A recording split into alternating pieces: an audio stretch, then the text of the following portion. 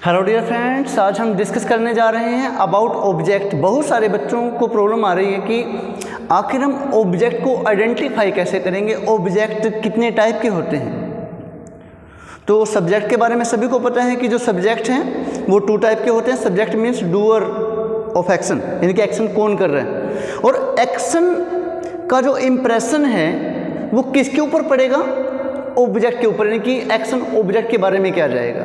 ठीक है, सब्जेक्ट होते हैं टू टाइप के, singular subject and plural subject. Okay, अब हम डिस्कस करते हैं ऑब्जेक्ट के बारे में। अ थिंग, अ पर्सन और मैटर टू विच थॉट और एक्शन इज डायरेक्टेड, यानी कि कोई भी वस्तु है, कोई भी व्यक्ति है, उसके बारे में जो एक्शन किया जाता है, जो थॉट बोला जाता है, जिसके बारे में बोला गया है, उसको हम क्या बोलते हैं, ऑब्जेक्ट बोलते हैं।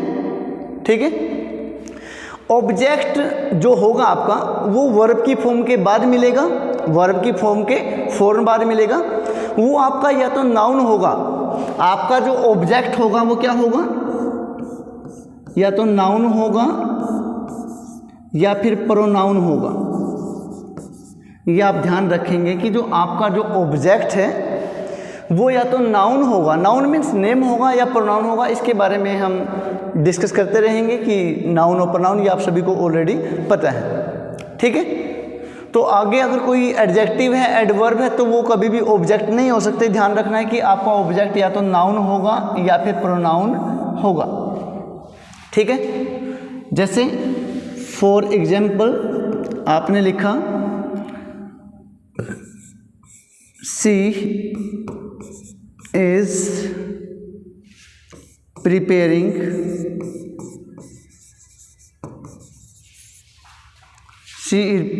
lunch, वो लंच प्रिपेयर कर रही है। तो आप देखेंगे यहाँ पर सी जो है वो सब्जेक्ट है, सिंगुलर है, EJMR का यूज किया गया है, हेल्पिंग वर्ब है, prepare first form of verb है, और लंच जो है ये ऑब्जेक्ट है। और लंच क्या है, ये हमारा नाउन है, नाउन है। क्या है लंच, यहाँ पे नाउन है। तो आगे जाकर हम डिस्कस करेंगे नाउन के बारे में कि नाउन कितने टाइप के होते हैं। तो एट प्रेजेंट जो हमारा लंच है ये मैटेरियल नाउन है। ठीक है, और ये भी ध्यान रखना है कि मैटेरियल नाउन के साथ में कभी भी आर्टिकल ए एंड द का यूज़ नहीं किया जाता है, ये भी आपको ध्यान रखना है, ये आगे आर्टिकल के टॉपिक में किया जाएगा। ठीक है, तो अभी आपने देखा कि जो लंच है वो ऑब्जेक्ट है। बट अगर आपसे ये पूछा जाए कि ये बताओ कि ऑब्जेक्ट जो है वो कितने टाइप का होता है, जैसे ये बोला गया सी इज प्रिपेयरिंग, वो प्रिपेयर कर रही है। क्या प्रिपेयर कर रही है, यानी कि जो थॉट, जो एक्शन है वो किसके ऊपर हो रहा है, लंच के ऊपर। क्या प्रिपेयर कर रही है, वो लंच प्रिपेयर कर रही है। तो लंच क्या हो गया, ऑब्जेक्ट हो गया। अब हम बात करते हैं टाइप्स ऑफ ऑब्जेक्ट के बारे में कि ऑब्जेक्ट जो है वो कितने टाइप के होते हैं। तो डियर स्टूडेंट्स, ऑब्जेक्ट जो है दो टाइप के होते हैं। एक होता है हमारे पास direct object,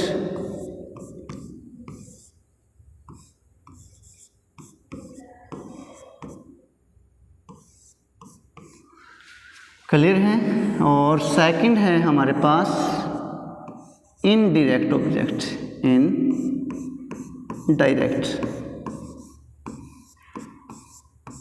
indirect object.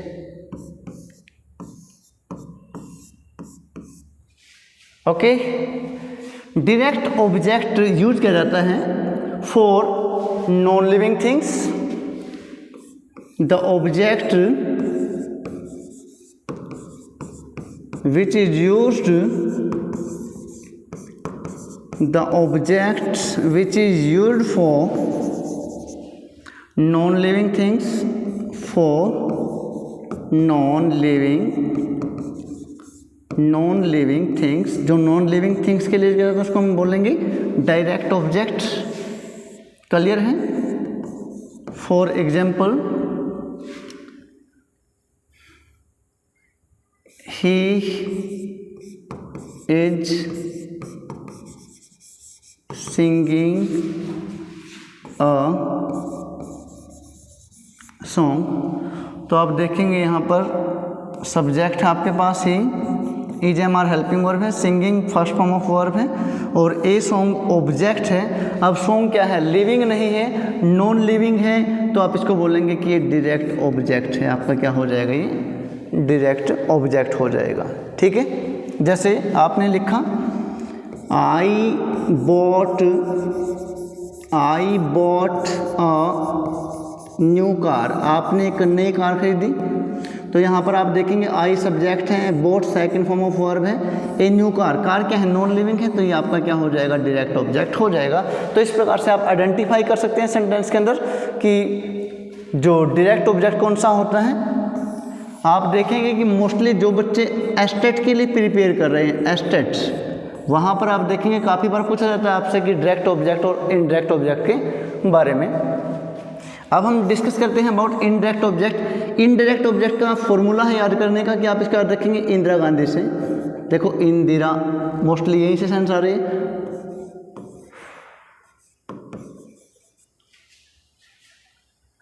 Indira Gandhi, ठीक है, याद आ जाएगा। तो इंदिरा गांधी क्या है, लिविंग है, तो लिविंग थिंग के लिए क्या जाएगा, तो आप लिखेंगे the object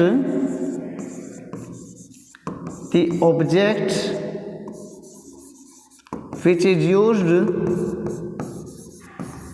is used for living things, which is used for living things, जिसको आप लिविंग थिंग्स के लिए यूज करते हैं उसको आप बोलेंगे indirect object. Okay, for example